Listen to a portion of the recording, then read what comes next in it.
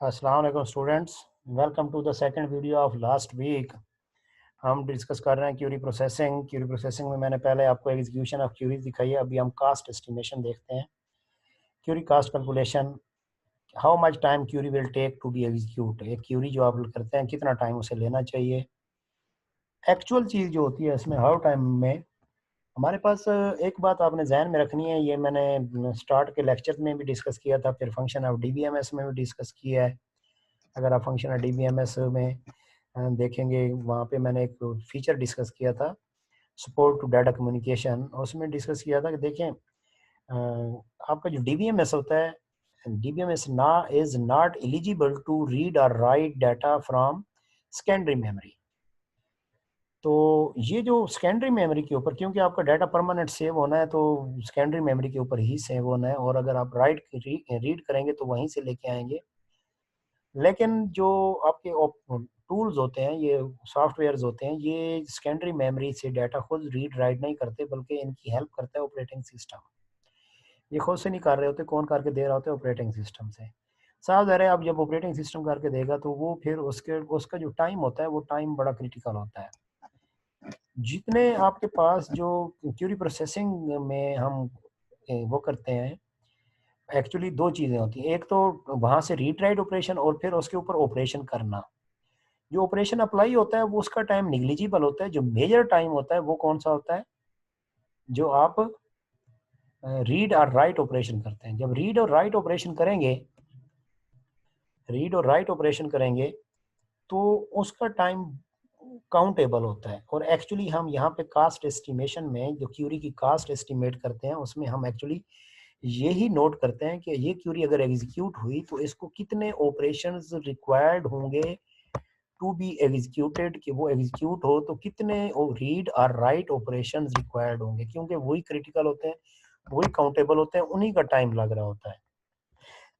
और each operator is executed one by one. आपको पता है जितने भी होते हैं टाइम टू अप्लाई ऑपरेटर, जैसे ऑपरेटर आपका प्रोजेक्शन है, सिलेक्शन है, ज्वाइन है, ये जो ऑपरेटर है ये वन बाय वन होते हैं। ये पहले मैंने अभी करके दिखाया आपको। एक 3 इनर ज्वाइन थे, पहले एक इनर ज्वाइन होता है, फिर दूसरा, फिर तीसरा, फिर चौथा, फिर प्रोजेक्शन, फिर सिलेक्शन, फिर प्रोजेक्शन। ये मतलब सारे ऑपरेशन जो ऑपरेटर्स होते हैं वन बाय वन अप्लाई होते हैं, एट सडन सारे नहीं होते।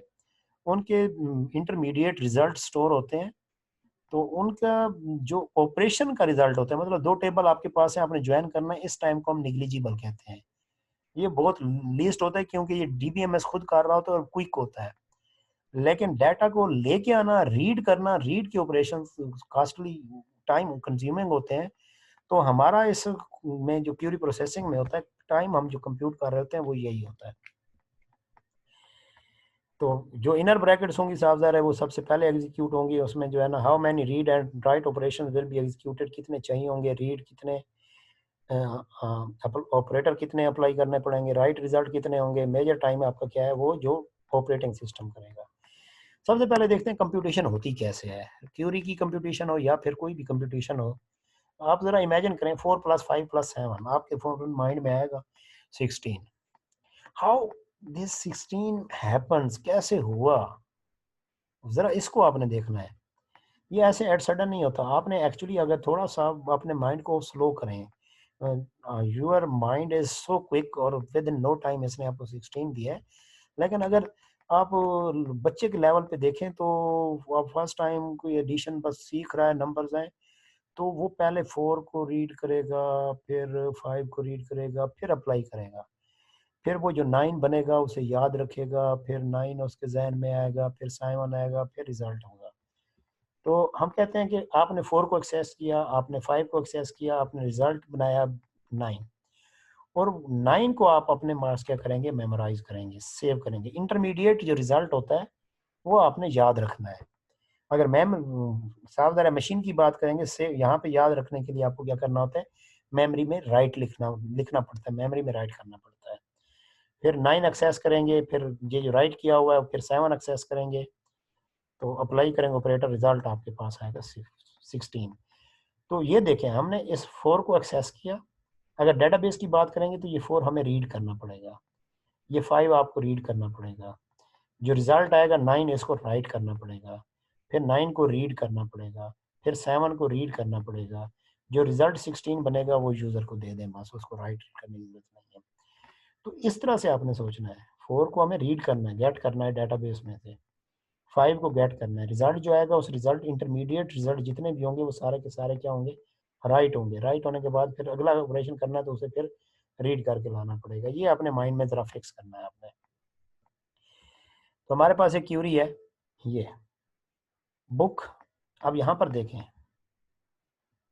बुक रीड होगा क्योंकि ये कहाँ पे पड़ा हुआ है, डेटाबेस में पड़ा हुआ। बुक रीड होगा, उसके ऊपर ये ऑपरेशन अप्लाई होगा। जब ये ऑपरेशन अप्लाई होगा तो मैंने आपको कहा था ये डीबीएमएस खुद करेगा, इसकी कास्ट निग्लिजिबल है। जब ये अप्लाई हो जाएगा तो रिजल्ट आएंगे, वो रिजल्ट क्या होगा, इंटरमीडिएट रिजल्ट होगा, उसको हमने राइट करना है। फिर जो राइट किया हुआ रिजल्ट होगा इंटरमीडिएट, उसको रीड करके उसके ऊपर ये ऑपरेशन अप्लाई करना है। जो रिजल्ट आएगा उसे प्रेजेंट कर देंगे। कास्ट निकालनी है, ये आपके पास रीड होके आएगा। कितनी रोज रीड हुई है, हम नंबर ऑफ रोज को कहेंगे एक रो एक रीड ऑपरेशन, एक रो एक रीड ऑपरेशन। तो हमारे पास रोज आई है 4, 4 रीड ऑपरेशन आपके पास हो गए। फिर इसके ऊपर ऑपरेशन अप्लाई हुआ ग्रेटर देन 1200, तो आपके पास 3 बच गए, नहीं 2 बच गए, 2000 और 1500। तो ये जो 2 ऑपरेशन है, 2 रोज हैं, इन 2 रोज को हमने मेमोरी में राइट करना है, तो 2 राइट ऑपरेशन चाहिए। फिर इसको रीड करके इसके ऊपर क्या लगाना है, प्रोजेक्शन लगानी है। तो 2 रीड ऑपरेशन हो गए आपके पास। प्रोजेक्शन लगाई, रिजल्ट आपके पास जो भी होगा प्रेजेंट कर देंगे। तो आपके पास टोटल ये क्यूरी एग्जीक्यूट करने के 8 ऑपरेशन आपको चाहिए, 8 read write operation, 8 read write operation. Next, ये आपके पास क्यूरी है। इस क्यूरी को देखते हैं कि आपके पास एग्जीक्यूट होने के लिए कितना टाइम लेगी है। इसकी सीक्वल, ये सीक्वल क्यूरी है, इसके रिलेशन क्या बनेगी, टीचर ज्वाइन होगा टीआईडी के ऊपर एसजी के साथ, ये रिजल्ट इसका अरैग के ऊपर, इसका रिजल्ट स्टूडेंट के साथ, इसके ऊपर सिग्मा लगेगा और फिर प्रोजेक्शन लगेगी। ओके जी, सबसे पहले टीचर और एएसजी को ज्वाइन कराना है। तो टीचर रीड होगा, कितने रीड ऑपरेशन हो जाएंगे, 1 2 3 4 10 रीड ऑपरेशन हो जाएंगे। Teacher have to be retrieved, 10 read operation. फिर assign have to be retrieved, 9 read operation. फिर अब देखें 9 और 10 रीड हो गए, 9 और 10 रीड हो गए। रिजल्ट बना कितने, 2 3 4 5 6 7 8 9 रिकॉर्ड बन गए। तो ये इंटरमीडिएट रिजल्ट है, इसको हमने क्या करना है, राइट करना है। Temporary result have to be stored, 9 write operation required. तो टोटल अभी तक की कास्ट कितनी बन जाएगी, 10 रीड टीचर के, 9 रीड एएसजी के, जो टेम्परेरी रिजल्ट स्टोर करना है 9, ये हो गया अभी तक की। उसके बाद ये जो रिजल्ट आया है, इस रिजल्ट को हम रीड करके, इस रैग को रीड करके इन दोनों का ज्वाइन कराएंगे। अभी तक ये कास्ट आई है, तो हमने अब इस रिजल्ट को ज्वाइन कराना है किसके साथ, रैग के साथ। तो रिजल्ट रीड होगा, तो 9 ऑपरेशन आपको लग गए। रैग रीड होगा, 14 रिलेशन, ये 14 रोज हैं, 14 आपके पास लग गए। तो इनको जो ज्वाइन करेंगे तो जो रिजल्ट आएगा वो कितने हैं, 14।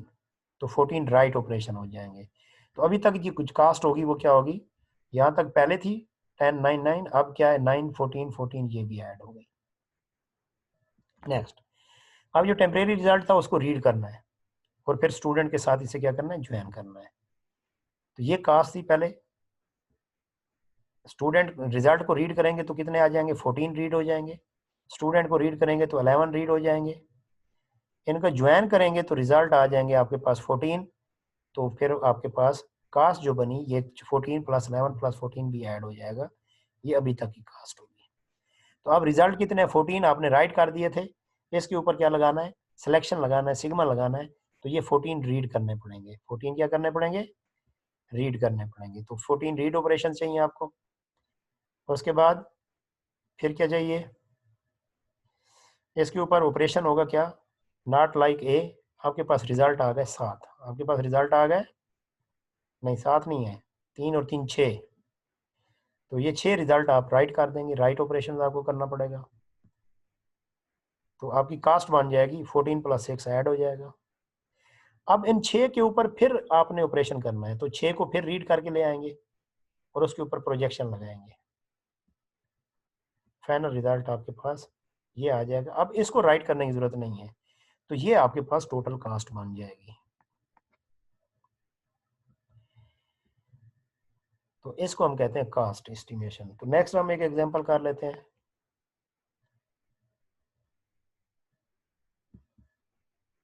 एम्प्लॉय पे वेयर एमपी डॉट टाइटल, ये इसको देखें।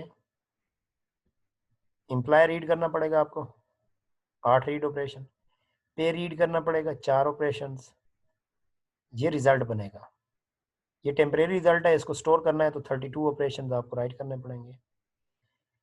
ये अब तक की कास्ट है। इसके ऊपर अब आपने कंडीशन लगानी है, सैलरी इज इक्वल टू 40,000, तो 32 आपको रीड करने पड़ेंगे। उसके ऊपर कंडीशन लगाई तो आपके पास कितने रिजल्ट है, 8। 8 आपको राइट करने पड़ेंगे। अब फिर इसके ऊपर एक और कंडीशन लगानी है, तो 8 रीड करेंगे, फिर कंडीशन लगाएंगे, रिजल्ट आएंगे 2। 2 राइट करेंगे क्योंकि इंटरमीडिएट है। फिर इसके ऊपर प्रोजेक्शन लगानी है, तो फिर ये 2 रीड करके ले आएंगे और प्रोजेक्शन लगाएंगे तो रिजल्ट आ जाएगा। तो ये आपके पास टोटल कास्ट आ जाएगी और रिजल्ट भी आ जाएगा।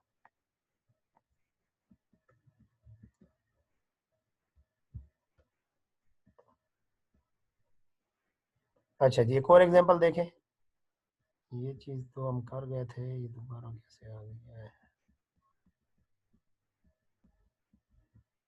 दूसरी नेक्स्ट एग्जांपल देखें। यहाँ पे स्टूडेंट प्रोजेक्ट और इसके ऊपर ये एक कंडीशन। अब ये एक ही कंडीशन है, ये नहीं है 2 हैं। और वैसे भी कंडीशन का कोई वो नहीं होती आपके पास। क्या कार्टेशियन प्रोडक्ट पहले आपने अप्लाई करना है। स्टूडेंट रीड करेंगे, 3 स्टूडेंट रीड करने पड़ेंगे। प्रोजेक्ट रीड करेंगे, 3 प्रोजेक्ट रीड करने पड़ेंगे। तो इसका रिजल्ट आएंगे 9, रिजल्ट आ जाएंगे 9। ये टेम्परेरी रिजल्ट है, 9 आपको क्या करने पड़ेंगे, राइट करने पड़ेंगे। फिर इनके ऊपर सिलेक्शन लगानी है, तो नाउ रीड करके ले आए और उसके ऊपर सिलेक्शन, नाउ रीड ऑपरेशन। इसका जो रिजल्ट आएगा वो फाइनल रिजल्ट होगा। तो ये आपके पास टोटल 24 आपके पास क्या आ जाएगा। इसके ऊपर फर्दर अगर आपने क्यूरी लगानी होती तो फिर ये 2 राइट करते ऑपरेशन, मतलब सपोज करें प्रोजेक्शन होती, हमने सिर्फ एस नेम लगाना होता, तो फिर आप इसको क्या करते, अभी फर्दर भी करते हैं।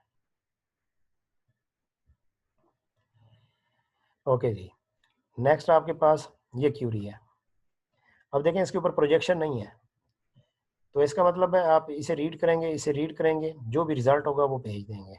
स्टूडेंट रीड हुआ 4, प्रोजेक्ट रीड हुआ 4, जो भी रिजल्ट हुआ हमें उससे कोई गर्ज नहीं है, क्योंकि फर्दर कोई ऑपरेशन नहीं है। तो बस इतनी नहीं, ये जो है ना,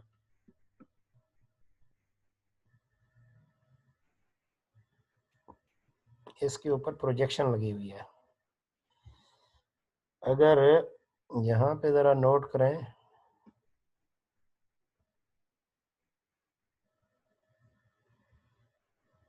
ये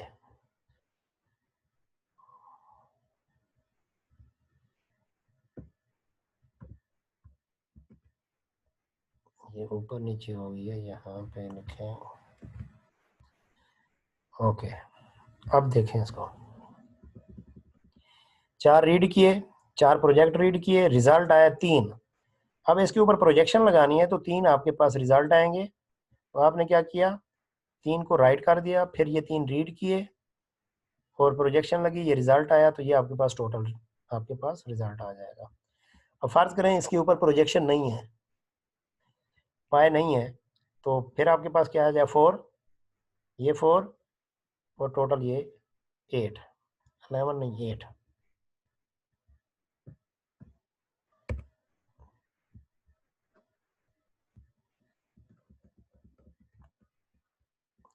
ये आपके पास रिजल्ट आ जाएगा। तो इस तरीके से आप क्यूरी क्या कर सकते हैं, कास्ट कंप्यूट कर सकते हैं। एग्जांपल्स खुद करें, अगर कोई इशू हो तो मुझे बताएं।